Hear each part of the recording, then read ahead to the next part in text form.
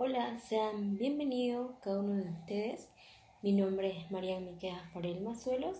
Estudio en la Universidad Cristiana de Bolivia en la carrera de Medicina. Bueno, en esta oportunidad, mi grupo y yo estaremos explicándote y enseñándote un poquito sobre un tema llamado síndrome de Cushing.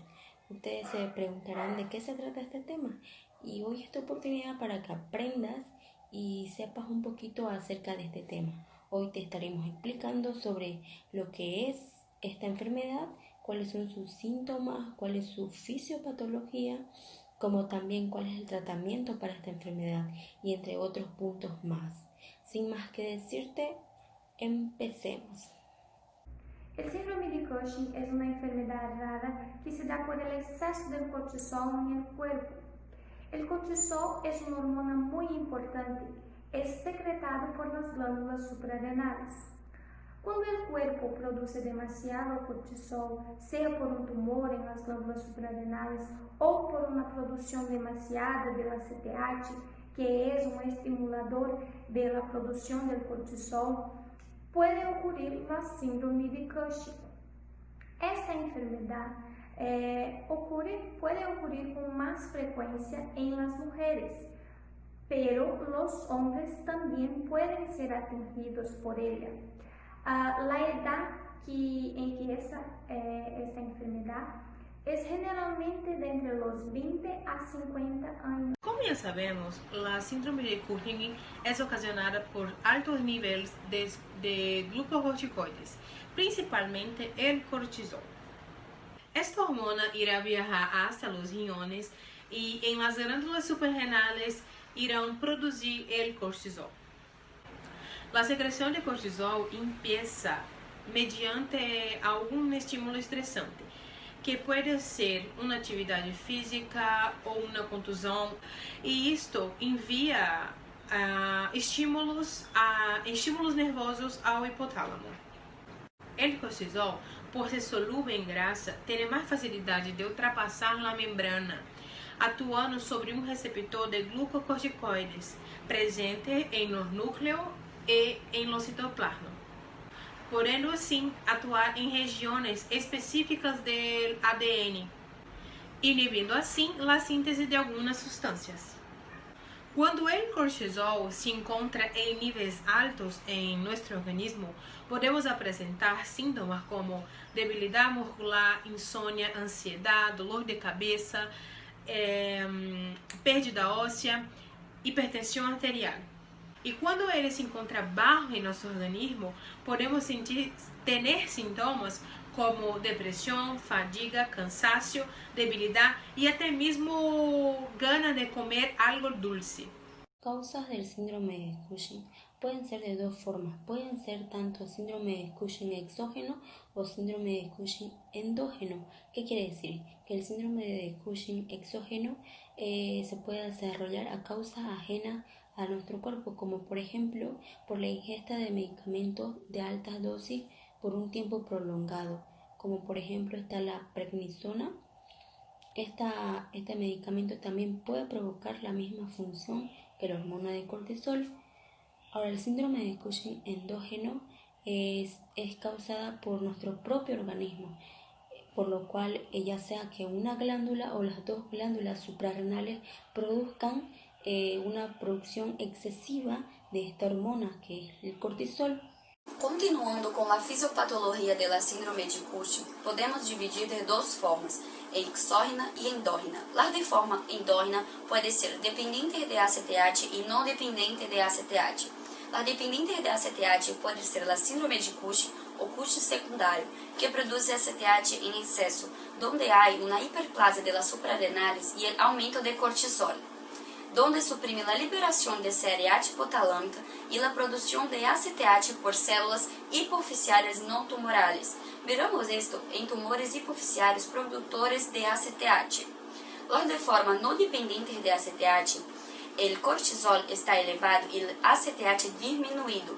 Isso se dá por conta da retroalimentação negativa. Las de causas exógenas são causadas por el uso contínuo e de doses elevadas de los glucocorticoides, e essas são as causas mais frequentes da síndrome de Cushing. Ahora, el cuadro clínico de nuestro síndrome de Cushing es que las personas presentan aumento de peso, aumento de tejido adiposo en la espalda. Ellos tienen una cara súper redonda, por lo cual se le denomina cara de media luna. Presentan estrías en la parte de las mamas, en la parte del abdomen, en la parte de los brazos, de los muslos. Ellos presentan acné, también presentan su cicatrización de ellos va a ser lenta. Si sufrieron picaduras o tienen algunas infecciones, de ellos va a ser lenta su cicatrización, y también tienen una piel súper frágil. El diagnóstico se puede hacer una evaluación en la concentración urinaria de cortisol libre para saber si está normal. También se hace una prueba de supresión por dexametasona, donde se administra de 1 a 2 miligramos por vía oral de dexa entre las 11 y las 12 de la noche, y se hace la medición entre las 8 y las 9 de la mañana. Si las otras dos pruebas no son concluyentes, se hace una medición del cortisol por la saliva. El paciente debe medir la cortisolemia a la medianoche. También se hace diagnóstico por imágenes. Si la concentración de ACTH y las pruebas sugieren una causa hipófisiaria, se hace un diagnóstico por imágenes de la hipófisis. En el diagnóstico diferencial, si la síndrome de Cushing es confirmada y la ACTH es independiente, puede ser un adenoma adrenal, un adenocarcinoma adrenal o hiperplasias adrenales. Y si la ACTH es dependiente, puede ser una enfermedad de Cushing, una secreción ectópica de la ACTH o una secreción ectópica de la CRH. Eu vou falar agora pouco sobre o tratamento do síndrome de Cushing. Bueno, el tratamiento es hecho de acuerdo con la causa del síndrome en cada paciente. Si la causa es el uso prolongado de medicamentos con corticosteroides, podemos mantener los signos y síntomas de la enfermedad bajo control y, aún así, controlar de forma adecuada su asma o su artritis o otras enfermedades que dependen de estos medicamentos con corticosteroides. Si la causa del síndrome es un tumor, la recomendación es la extracción quirúrgica completa. Generalmente es un neurocirujano quien hace la extracción de tumores de la glándula pituitaria. Este procedimiento es hecho por la nariz, pero si es un tumor en el páncreas o en los pulmones o en las glándulas suprarrenales, es un procedimiento quirúrgico común con técnicas minimamente invasivas. Otra forma también de tratamiento es la radioterapia. La radioterapia generalmente es usada cuando el cirujano no puede extraer completamente el tumor de la glándula pituitaria. Entonces, es combinada sesiones de radiación conjuntamente con la operación. Además de esto, la radiación también puede ser usada en aquellas personas que no pueden someterse a una cirugía. El síndrome de Cushing también puede ser tratado por medicamentos que son usados para disminuir la producción excesiva de cortisol cuando la cirugía y la radioterapia no funcionan. Los médicos también recomiendan antes de la cirugía para aquellas personas que se han enfermado gravemente de síndrome de Cushing. También puede ser usado para minimizar los signos y síntomas y también los riesgos quirúrgicos. Es posible que la terapia médica no mejore completamente todos los signos y síntomas de la síndrome de Cushing. Y las complicaciones que se puede tener cuando no hay tratamiento, la pérdida de la masa ósea, que es la osteoporosis. Eso puede generar muchas fracturas frecuentes en lugares como en los pies, en las costillas. La persona puede desenvolver también una diabetes mellitus tipo 2, puede tener infecciones frecuentes o fuera del normal. La persona puede tener un aumento de la presión arterial, que es la hipertensión. La persona se queda más flaca, sin fuerza, puede tener también una pérdida de la masa muscular, entre esas cosas. En el pronóstico, algunos estudios a largo plazo en pacientes que se han curado de la síndrome de Cushing,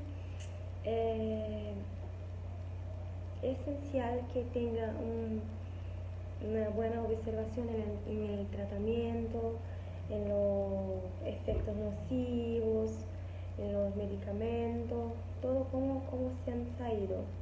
Es de suma importancia. En la síndrome de Cushing en general no hay una prevención, sino evitar el corticosteroides por vía exógena, a no ser que tenga una prescripción de su médico.